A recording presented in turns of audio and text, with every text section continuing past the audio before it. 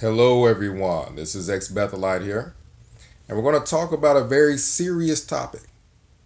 Matter of fact, we're going to talk about one of the most painful things about the cult of Jehovah's Witnesses and a lot of other cults. And that is when someone that you have known your entire life, a family member, someone that is so close to you've known them 20 plus years, someone that is may as well be a family member, decides that they are no longer going to speak to you. And why? Well, just like XJW Fifth brought out in the Leah Remini special on A&E, it's not because you're a criminal. It's not because you've done something where they should stop talking to you or they need to move away from you for their own safety. It's not because you're a criminal. It's not because you're doing something that you refuse to stop doing. Oftentimes with cults, it's just because you don't want to attend their specific religious services. Maybe you want to go to a different church. Maybe you want to explore different churches to find out if you want to attend them. Maybe you have questions about their doctrine. Maybe you have come to them for help because you're dealing with a situation, or it could be a number of things. And one thing we have to keep in mind with cults, and especially Jehovah's Witnesses, is that they're not actually Christian. They're not really who they say they are. Jehovah's Witnesses, whether they be servants or elders or circuit overseers or whatever name they want to make up, they have had no theological training. They have no training in dealing with people and dealing with serious situations like drug addictions or anything like that. So the only thing they know how to do in order to deal with things is public humiliation, disfellowshipping, not speaking to people anymore, your own family not speaking to you. What that does is it scares the rest of the members. We don't know how to deal with this person that's dealing with a situation where they were raped, where they were abused sexually as a child. We don't know how to deal with those things because we've got no training. We just really, secularly they wash windows or do whatever. Literally, these are your elders and people like that that have no training at all. The only thing they know how to do is publicly will announce from the platform that this person is now reproved, this person is disfellowshipped, shame this person, scare anyone else from ending up in this person's situation, scare anyone else from asking questions, or scare anyone else from attending a different church. Now, one of the reasons why a cult like the Jehovah's Witnesses have to deal with things that way isn't just because they get their elders and their leadership really straight off the street. They have no training. They're not getting them out of theological schools. These aren't the most intelligent people in the world. It isn't just because they're not smart enough to deal with situations any other way, which is the truth, but it's also because on an intellectual level, they can't answer any questions people have that have done outside research. If you go to the Catholic Church, you can do all the outside research you want and then go back to that priest and ask him questions. And if he's got time, he's going to answer them. He's not going to tell you not to do research like the Jehovah's Witnesses will tell you not to do research outside of jw.org or their websites or their books. Because if you do that research, they have no answers. So Catholic Church, Baptist Church, any other regular, normal, mainstream church, they have a reason to teach what they're teaching. They have leadership that has had training and can answer your questions. They've had leadership that has had training and can help you with the everyday struggles that we have and that you're going to have when you're trying to live in an upright life, when you're trying to live a very moral life, and you're trying to stay away from anything that could cause you not to do things that aren't specifically Christian. Those are going to be struggles. How do you deal with it? Not like the cult of Jehovah's Witnesses and just shunning and not talking to people and making a public spectacle by making announcements from the stage so everyone knows and scare everyone away from asking any questions or doing anything that they think is wrong. Scripturally, you don't have that. Find in the Bible and post down below where you see in the Bible where you are to not speak to anyone, whether it be a close friend or family member, just because they want to attend a different denomination, which is a denomination just like yours is. Just like Jehovah's Witnesses is a denomination that popped up after the events of the Bible and Scripture. They're just a denomination like anyone else. So show me where in the Bible you should never speak to someone because they chose a different denomination than you chose. Show me where in the Bible you're not to speak to someone because they have questions. Show me where in the Bible it says you're not to speak to someone because they did research outside of jw.org. Or show me where in the Bible it says not to speak to someone who has made mistakes or has done things that they're ashamed of, but they're trying to get help. They're trying to stop. They're far from unrepentant. They're trying to change and turn their life around and stop doing those things. Show me where in the Bible it says that those are the people that everyone is to cut off. Show me where in the Bible it says anything about not speaking to someone because they speak out about wrongdoing that goes on, whether it be in any particular denomination, Jehovah's Witnesses or otherwise. You won't find it in Scripture. And that's why you know this is a cult. That is coming from man. Men that they completely trust are telling them not to speak to you if you question, so that strikes fear into anyone else that challenges their power as men, not coming from God or the Scriptures. So how do you deal with that? Well, it's not really in our psyche. It's not normal for a person to go through that type of loss when the person is choosing to do it.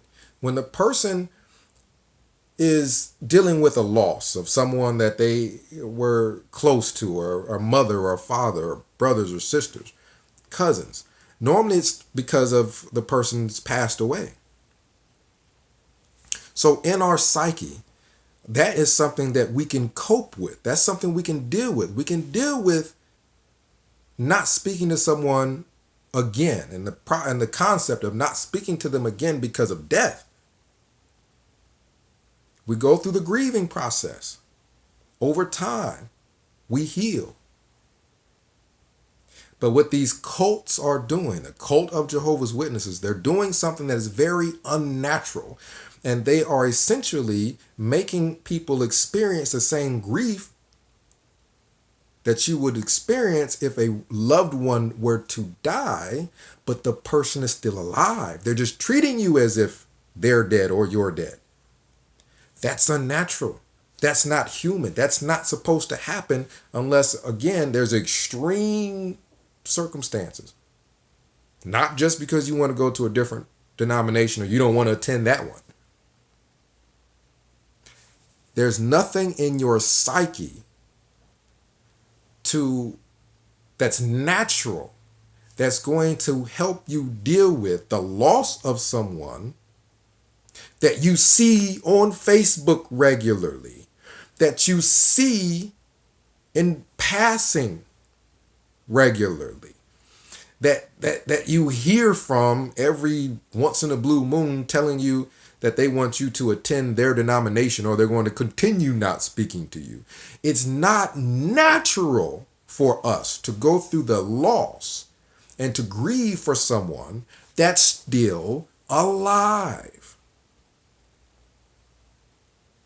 Now, the only thing that is close to that I can think of is when you've been in a relationship romantically, and based off of what may have occurred, that person decides to no longer be in a relationship with you. But that even is not something that's always going to end and you no longer speaking to that person. Sometimes people that date and it doesn't work out are people that have been married and it doesn't work out. Still talk to each other, still check on each other. So again, you're really dealing with something that is very unnatural. Because if a person is in a relationship with someone and they decide never to speak to them again, usually it's for a good reason, not just because they broke up. So what Jehovah's Witnesses, the cult of Jehovah's Witnesses are doing, and other cults do, is cause a rift. And that rift is there for no good reason. You can't get over it. It's something that hurts. It cuts deep and it continues to cut because psychologically you can't get over the loss of a close friend or family member, or friends plural and family members plural. And there's no good reason. You just don't want to be a member of their cult. So it tortures you and torments you. And my older sister, my stepsister Andrea, did a video dealing with her father. You may or may not know that's my stepdad. My biological father wasn't a Jehovah's Witness, but she is still going through the process of dealing with her stepfather not speaking to her and hadn't spoken to her, to my knowledge, in a decade or more. And she's married, goes to church, not doing anything wrong, not harming anybody. There's no good reason for him to be doing this, really. And because of that, you're constantly trying to make sense of it. You're constantly going back and trying to email them or text them, or you're trying to figure out what they're doing, and it just bothers you. And that pain that you feel because of loss, you don't feel it once like you do when someone dies.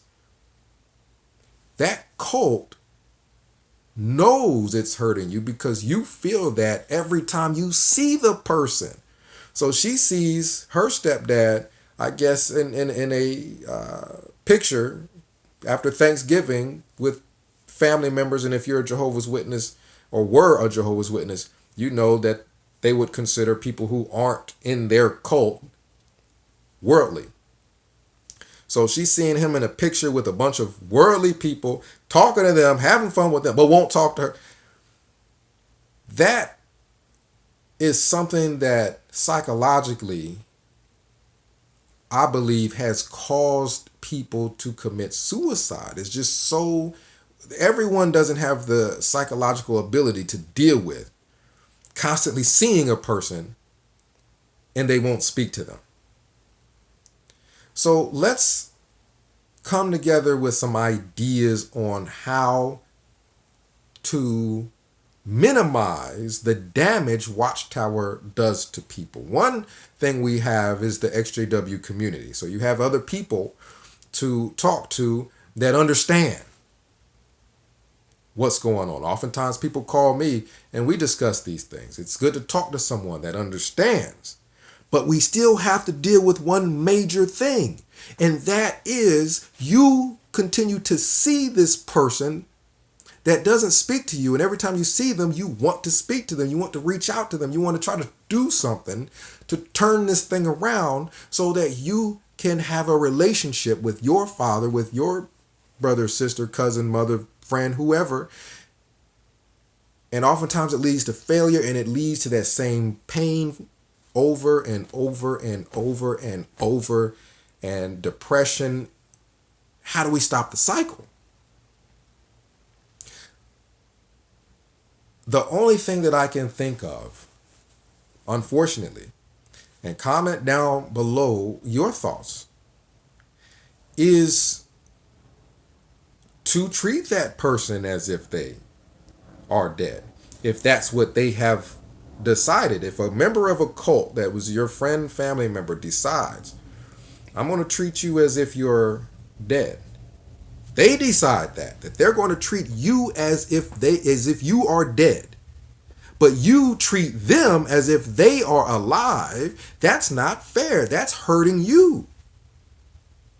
It's not your decision to do it. It was theirs, and it's hurting you. Now, I'm not talking about a person who's a Jehovah's Witness that still speaks to you, or a person that's a Jehovah's Witness that decides, okay, we'll still talk, but we just won't talk about religion. I'm talking about the people who have decided to treat you as if you are dead, but in return, you treat them with kindness and as if they're alive. That is so unfair, and it does so much damage to you, that the only thing I can think of to do in that situation is to treat them in turn like they're dead. And it's not going to take away all of the pain you still go through, the grieving process of, I just lost someone that was a relative or someone I've known for 20 years. But you don't go through that same exact pain over and over, and then you reach out to them and they do it again and over, and you reach out to them and they do it again to you, and you go through it again. You go through that initial pain once. You go through the grieving process of having lost that person, and then you go through the healing process. And then you finally get to a point where it doesn't hurt as bad. And that's where we want to be, where we are not being harmed by this cult. So I've thought about it. I thought about, what if a person were to attend grief counseling? Their father doesn't want to speak to them. For the example of my sister Andrea's situation, their father doesn't want to speak to them. Well, I'll go to grief counseling just like as if that person were to have died, because essentially that's how they have chosen to interact with you, as if they've died. You go through that grief counseling. Don't tell the counselor the person is still alive. They're not going to understand. Or you come and you speak to a JW, but we're not trained. Marcus, I'm not trained to deal with it. I understand, so we have that understanding and we can talk. But if you talk to someone that's trained, go through that counseling, go through the grieving process of having lost that person, and then do what you need to do, whether it be not having that person on your Facebook, so you don't constantly get reminded that they're alive and they're not speaking to you. Not have anything on Instagram or any other social media where you're constantly being reminded of that person. Possibly if you are able to move away from them, so you're not seeing them every day when you're going to the grocery store and they're walking past you and not speaking to you. Doing what you need to do to protect yourself and to protect your psyche. There's nothing wrong with self-preservation. That's what we're talking about. Self-preservation. Not allowing someone to put you in a situation where you are devastated and depressed, and to continue to do that over and over and over and over again. And definitely not to cause you to harm yourself. It's better to cut them off and treat them as if they're dead, because that's what they've decided. It's better to do that than to harm yourself. And I'm talking physically. To harm yourself by drinking too much alcohol, by taking drugs to try to get over it, by cutting yourself, by thinking about suicide, by not eating, by doing all of these things, by being self-destructive. It's better to treat them as if they're dead so that you can go through the grieving process, go through the healing process, and get it past you and get it behind you. It's better to do that than to do something destructive to yourself.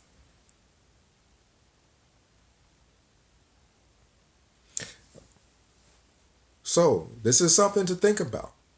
Comment down below your thoughts because everybody's situation is different. There is no one size fits all solution.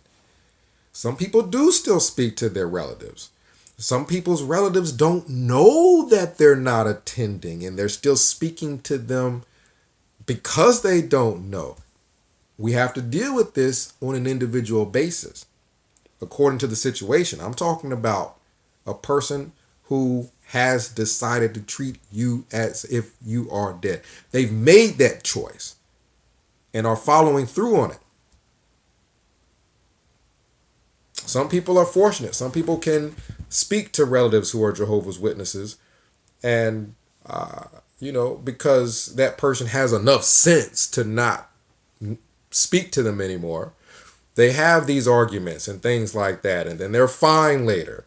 I'm not talking about them. I'm talking about the ones that are actively shunning. And they have decided to treat you this way, and you haven't done anything that merits that treatment. You aren't hurting anyone. You didn't kill anyone. Like XJW 5th says, people that have committed murder, their family still comes and visits them and speaks to them behind the little screen or however they have it in that particular prison system. They still get visits. They still get letters. The people that are out killing people still get these things. So if your family decided to treat you as if they're dead or you're dead because you don't want to go to their denomination, because their denomination comes up with stupid things like books, millions now living will never die, and now they're all dead, or the generation of 1914 will not pass away before the end of the system, and then the people that were alive in 1914 are dead, so now they got to come up with overlapping generations. Or 1975 is going to be the end of the world, and then it passes and it's not the end of the world. See, the cult of Jehovah's Witnesses cannot deal with those types of situations on an intellectual basis because they know it's stupid. Their teachings are stupid. What they've done in the past and the predictions they've made they can't defend them. The only thing they can do is scare you away from asking questions by shunning and making a public spectacle. So 937-789-4029, we'll discuss it. If you leave a voicemail, maybe repeat your number twice. Sometimes a person will say their number and it'll be really quick and I won't be able to hear it. And let's get into it. Comment down below. The more comments, the better. The more thoughts that we build off of, the better, to try to help with the damage that these cults, Jehovah's Witnesses, the cult of Jehovah's Witnesses, dealing with the damage it has done. And it's very helpful when we all work together and comment. So this is X Walkill Bethelite signing out.